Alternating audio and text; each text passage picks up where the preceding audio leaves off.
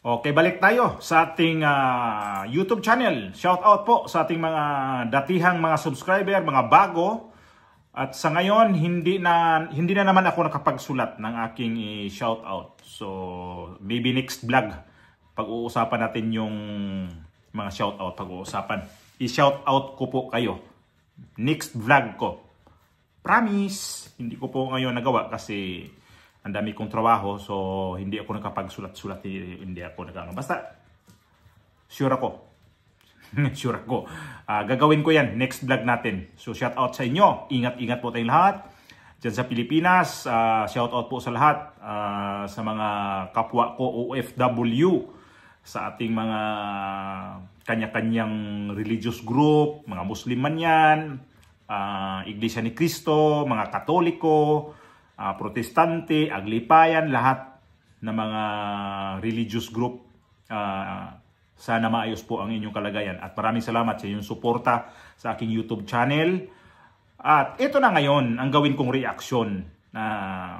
Tama yung ano ko ha. Tama yung ano ko nakikita dito sa mga kalakaran ngayon sa politika na lalo na yung mga religious group. Kaya sinasabi ko na sinashoutout ko yung mga religious group kasi nakikita ko rin na mas maganda ang panawagan ngayon sa INC i-compare dito sa, ito diretsuin ko na kasi ayoko na yung paligoy-ligoy dito, ayoko na yung ano, di ko naman sinisiraan nga itong Katoliko, kinukomparison ko lang itong Katoliko at saka Iglesia ni Cristo. So dito pa lang sa nangyari ngayon, mayroon akong nakitang malaking diferensya dito sa Katoliko against sa Iglesia ni Cristo. At ito ngayon, ang sinasabi rin ni dating Pangulong Duterte, noong kung naalaala ninyo itong kanyang video na yun ang ipasok ko ngayon, ay ito yung hearing doon sa House of Representatives na pinatawag siya doon sa Quadcom. So, ito yung video. How it corrupts people. Yes, that is why. So that is why sinabi ko, Iglesia ni Cristo. So, tama Kasi po. ang Iglesia ni Cristo, normally, hindi mo talaga makorap. Hindi natatanggap ng pera, alam ko kasi mayor ako. You cannot easily corrupt a member of an Iglesia ni Cristo who is a policeman or soldier. Yan, that is the explanation. Thank you for the clarification, Mr. Yes, President. sir. O di ba? Sinabi niya na mas piliin niya ang mga INC o Iglesia ni Cristo kasi hindi corrupt, hindi nababayaran. O di ba? Marunong siya. Mismo siya nagsabi kasi matagal akong mayor. Yun ang sabi niya. Hindi alam niya na itong grupo, itong mga religious group na to, klarohin natin, yung INC o Iglesia ni Cristo na religious group, hindi sila mukhang pera. Kaya sila ngayon buo ang suporta, nagsuportahan sila. Hindi lang sa Mindanao, hindi lang sa Visayas, hindi lang sa Luzon. Parihas ang kanilang mga pananaw, parihas ang kanilang panawagan. Kagaya sa Katoliko, kanya-kanya ang mga pari dyan.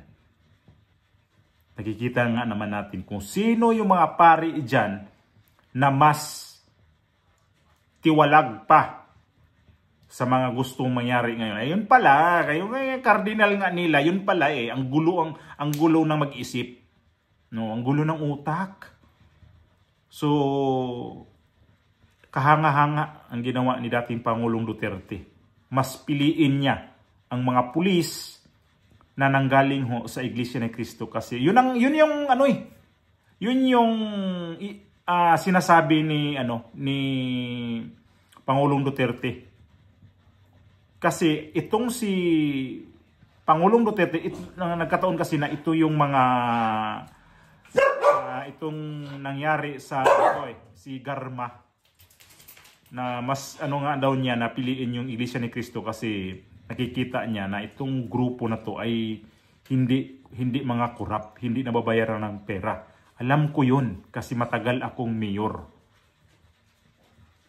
Kaya itong mga grupo na to, itong Sinasabi ni dating Pangulong Duterte, nagtrabaho ho ito na hindi pera ang kapalit. Yun ang mahirap kasi. Ngayon, nakikita na natin gaano kalawak ang korupsyon. Gaano katindi ang korupsyon sa atin ngayon. Nakikita natin kung sinong nanguna sa korupsyon ngayon. Anak ng presidente, tiyuhin mismo ng anak ng presidente, sila ang naghabulan doon sa mga insertions. Pero itong panggobyerno ngayon ni Bongbong Marcos, baliwala ito. Wala hong delikadisa. Masyado siyang spoiled dito sa anak niya. Masyadong spoiled itong pinsan niya. Di na sila natakot na itong mga ini-insert nila, bilyon-bilyon na ho ang pera na ninanakaw nila. Pero kapag may press briefing, hindi naman lalabas na itong si Sandro Marcos, isa sa pinakamalaking insertion king ba yun? Itong dalawa na to, si Romualdez at saka itong si Sandro Marcos. Kaya pala, tinanggal ni Sandro Marcos, sinipa niya itong si Saldico noon kasi gusto nila na masulo talaga ito nangyari ngayon. Kaya ang nangyari ito, di ba nabanggit ko nga to, bakit di tayong pipili ng magiging presidente na galing sa ANC? Para itong nagiging sakit na ngayon na masahol pa sa kanser na hindi na magamot-gamot na korupsyon, malay natin na kapag itong galing sa grupo na o itong Iglesia ni Cristo magiging presidente kung matanggal itong korupsyon sa Pilipinas. Sinabi ko nga wala namang politiko kasi talaga na malinis talaga sila Walang politiko na hindi nangungurap. Pero mayroong politiko na minimal ang pagkakurap. Mayroong politiko na sobrang gahaman. Sobrang kawatan ha. Ayaw niya di siya nakontento kung magkano na yung pera na kulimbat niya. Nagnakaw na ng milyon, sa sunod naman bilyon, sa sunod niyan trilyon na. Hanggat sa sunod niyan, lahat ng pera ng sambayan ng Pilipino sa kanya na mapupunta. Anuhin nila ang pera? Kung mangawat man lang kayo, kung kawatan mong yung sapat lang, nakikita ninyo yung mga saan yung malalaking baha. Dapat umayuda kayo doon. Tulungan ninyo yung lugar na yan. Ang laki ng mga insertion ninyo. Bilyon.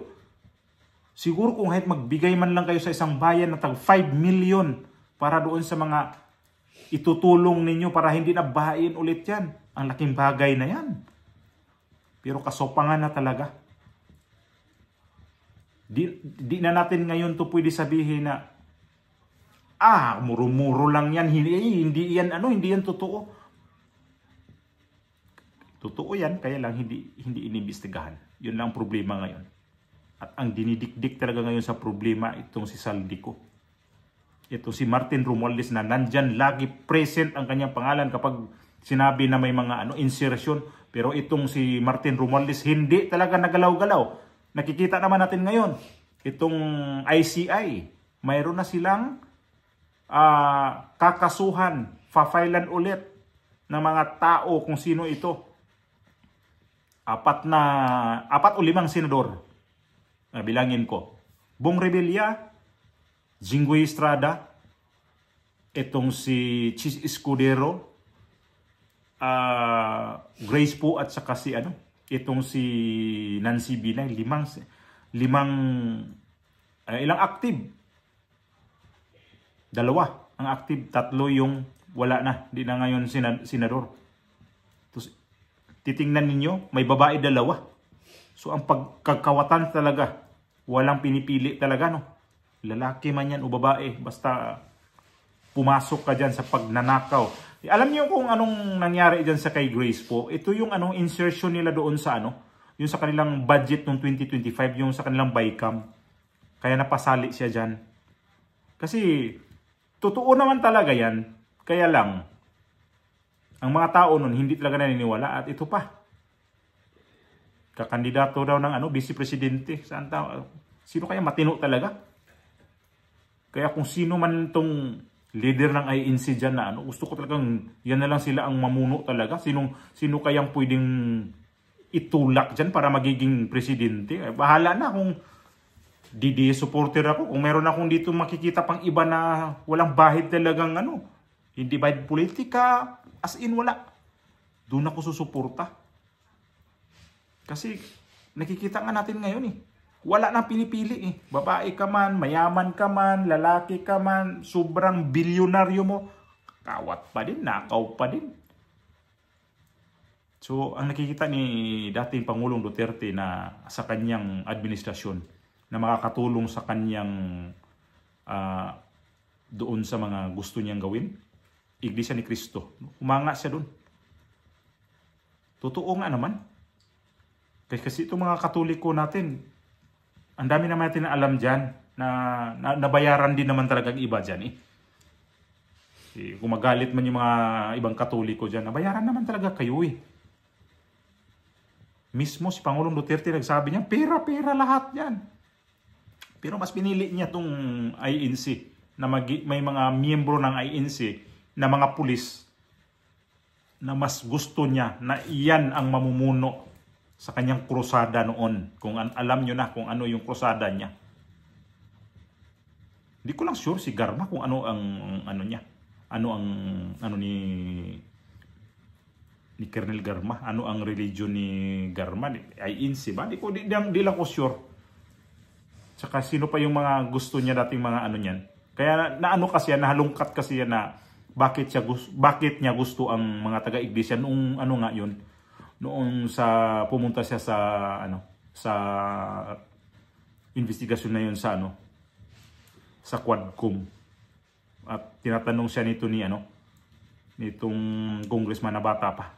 Nakalimutan ko na Tahimik na ngayon yan Hindi na nagparamdam na nung nawala si Romualdez. Ang dami mga congressman ngayon na parang nasipira na yung bibig.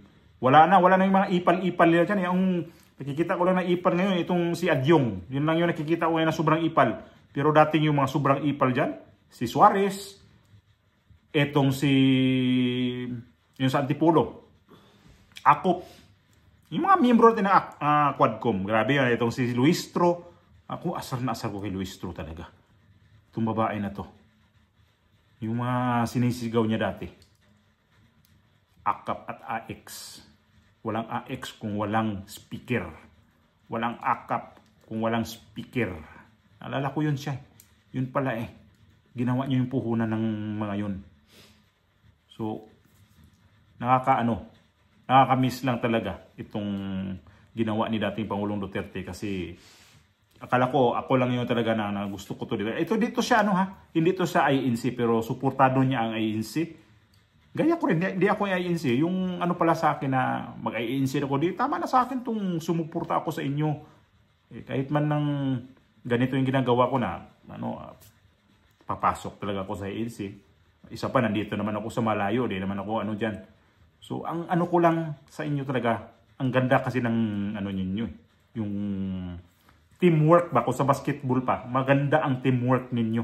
Hindi talaga, na may swapang. Di ba sa basketball, may swapang, may tinatawag nila na bugaong sa Bisaya pa, mga bugaong yan Yung bang sinusulon niya yung bola, hindi kagaya nitong Iglesia ni Cristo na lahat sila nagpasahan, lahat sila teamwork talaga, lahat sila iangat natin to bayanihan. Yan ang dapat ang tawag sa kanila, bayanihan yan. Pinakababa hanggang pinakamataas, nagtutulungan yan. Kaya kita naman natin ang kanilang achievement sa simbahan pa lang. Nakikita na natin na doon yun nanggaling sa kanilang pagtutulungan. Kaya ba ng ibang religion dyan kawawa, tabing-tabing nga lang nila kasi nga hindi may corruption Hangang-hanga itong dating presidente. Kaya lang, ang kanyang paghanga ngayon na napalitan ng pagkakulong nandito sa Europe ngayon. Nagtiis sa sobrang lamig. Iba yung temperature ng Netherlands. Dito i-compare sa amin. Mas malamig sa Netherlands ha. Ibang-iba dyan. Compare dito sa may ano kami. South ng Spain. Mas iba dito ang temperature. Hindi masyadong malamig na malamig. Tulad dito, nag-a-ice.